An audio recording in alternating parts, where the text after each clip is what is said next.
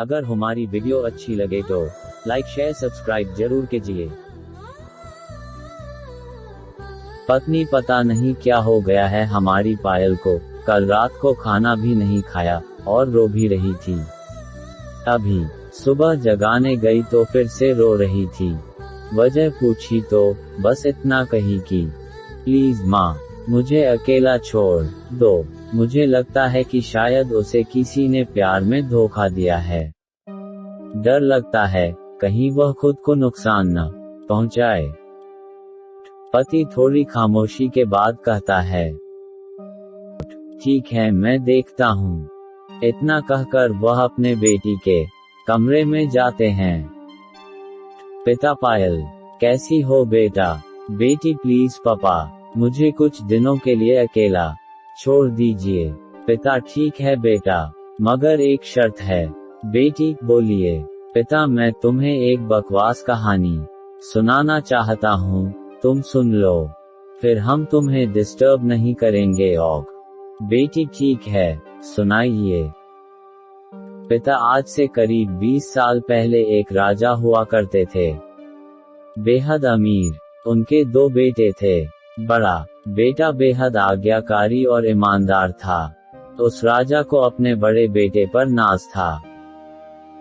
उसकी शादी एक खूबसूरत लड़की से कर दी गई। फिर वह खूबसूरत लड़की राजा की बड़ी बहू गर्भवती हुई। घर में खुशियां ही खुशियां छा गई, मगर राजा की जिद थी कि बेटा ही हो। फिर राजा ने अपने बहू के गर्भ का चेकअप करवाया तो पता चला कि गर्भ में लड़की है। राजा ने बेटे को हुक्म दिया कि लड़की को गिरा दिया जाए। आखिर बड़ा बेटा आज्ञाकारी था, ना तो करेगा नहीं, मगर पता नहीं उस पागल बेवकूफ को क्या सूझा कि 2 दिन बाद अपना राज पाट, धन दौलत, शानो शौकत सब कुछ छोड़ के अपनी गर्भवती पत्नी को लेकर महल से गायब हो गया। सच कहूं तो वह बड़ा बेवकूफ और पागल था। लोग बेटियों को बोझ समझकर गर्भ में नष्ट कर देते हैं, और एक वह बेवकूफ पागल एक बेटी के लिए तमाम सुख सुविधाओं को ठोकर मार दिया। वह बाप की बात मानता तो आज उसकी जगह राजा होता। न जाने वह बेटी के लिए पागल बाप न जाने किस हालत में होगा। तभी पायल की माँ वहां आकर कहती है कि वह बेटी के लिए पागल शख्स और कोई नहीं, यही तेरे पिताजी हैं जो तुझे अपनी सच्ची कहानी सुना रहे हैं। तू कहती थी न कि मम्मी नाना नानी को तो मैंने देख लिया, काश पापा अनाथ न होते तो दादा दादी का चेहरा भी देख लेती। तेरे पापा अनाथ नहीं है। तू बड़ी होकर जिद न करे दादा दादी से मिलने की, इसलिए तुझसे सच छुपाया गया। फिर तेरे पापा ने तेरे पैदा होने के बाद एक कसम ली कि तेरे अलावा दूसरा संतान फिर कभी नहीं बनाएंगे।